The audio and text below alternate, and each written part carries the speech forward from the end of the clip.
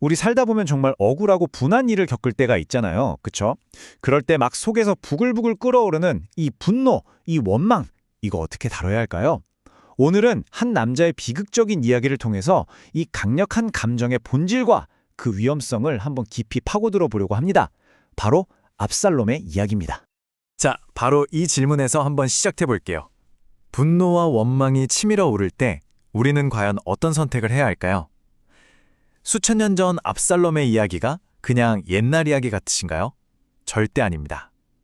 이 질문에 대한 시대를 초월하는 답, 그리고 아주 무서운 경고가 담겨 있는 정말 생생한 교훈이죠. 이야기는 고대 이스라엘, 바로 다윗 왕의 가문에서 시작됩니다. 겉으로 보기엔 화려한 왕실이었겠죠. 하지만 그 속을 들여다보면요, 아주 복잡한 정치 싸움에다가 언제 터질지 모르는 가족 갈등의 씨앗이 자라고 있었던 거예요. 이 비극의 중심에 있는 인물들 한번 보실까요? 먼저 아버지인 다윗 왕이 있고요. 그리고 그의 자녀들이 있습니다. 첫째 아들 암논. 이 사람이 바로 왕의 계승자였어요. 그리고 그의 이복 동생인 다말과 압살롬이 있죠.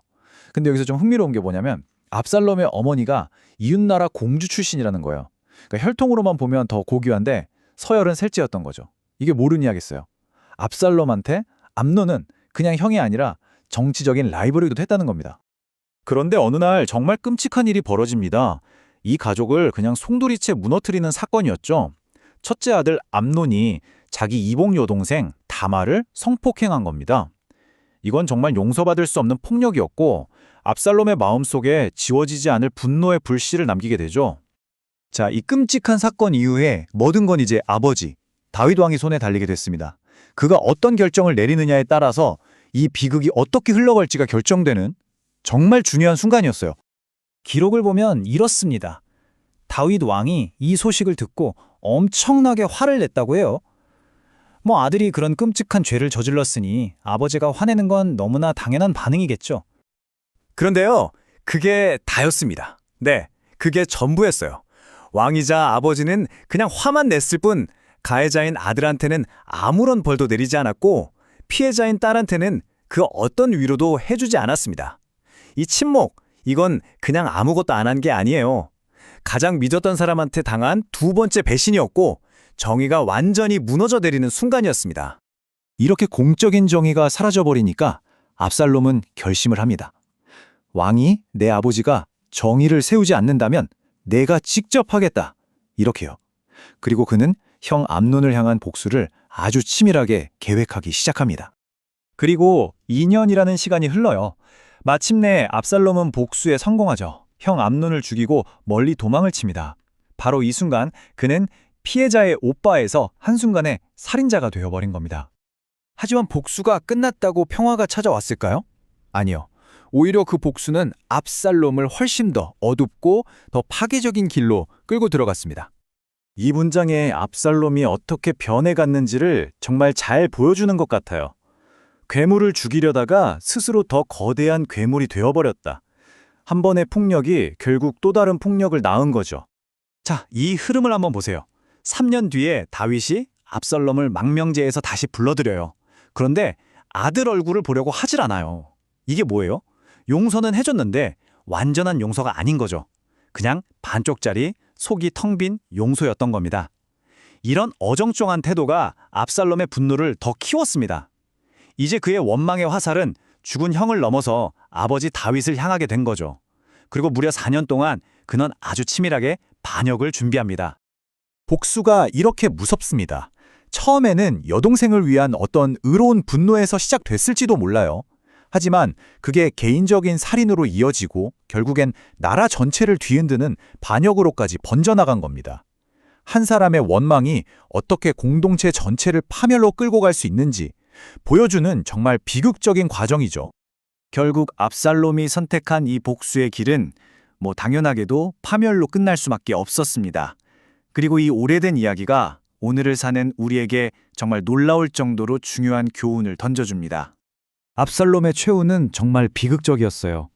전쟁터에서 그가 그토록 자랑하던 그 긴 머리카락이 나뭇가지에 걸려버린 거예요.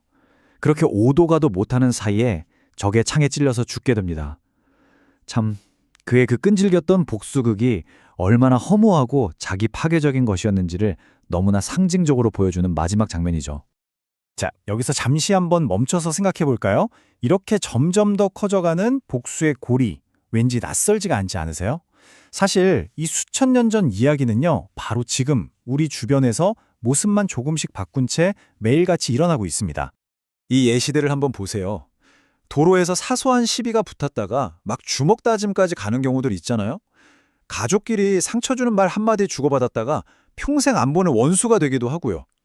우리 일상에서 눈에는 눈, 이에는 이라는 식으로 계속 맞받아치다 보면 결국 우리도 압살롬처럼 서로를 파괴하는 길로 들어서게 되는 겁니다.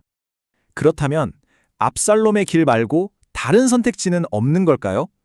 물론 있습니다. 이 분노와 불의에 맞서는 또 다른 길이 분명히 존재합니다.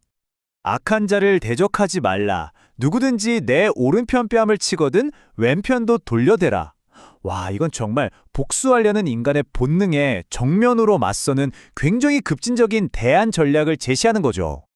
근데 여기서 정말 중요한 게 있어요. 이게 그냥 수동적으로 그래, 네 맘대로 해라 하고 악에 굴복하라는 뜻이 절대 아니라는 겁니다. 오히려 그 반대예요. 나는 너처럼 똑같이 악해지지 않겠다. 악이 나를 오염시키도록 내버려두지 않겠다는 아주 적극적인 선택인 거죠. 복수라는 행동을 통해서 나 스스로 괴물이 되는 걸 막는, 어떻게 보면 나 자신을 지키는 길입니다. 이 구절이 그 핵심을 딱 짚어주죠. 원수 갚는 것이 내게 있으니 내가 갚으리라. 그러니까 정의의 심판을 나보다 더 높은 힘, 더 큰 원리에 맡기는 거예요. 그렇게 함으로써 개인은 복수라는 그 무거운 짐과 오염에서 자유로워질 수 있다는 뜻입니다. 자, 이 슬라이드가 오늘 이야기의 핵심을 아주 명확하게 보여주네요. 두 개의 길, 그리고 두 개의 운명. 압살롬처럼 내 손으로 직접 복수하겠다. 이 길의 끝에는 파멸과 파괴밖에 없습니다.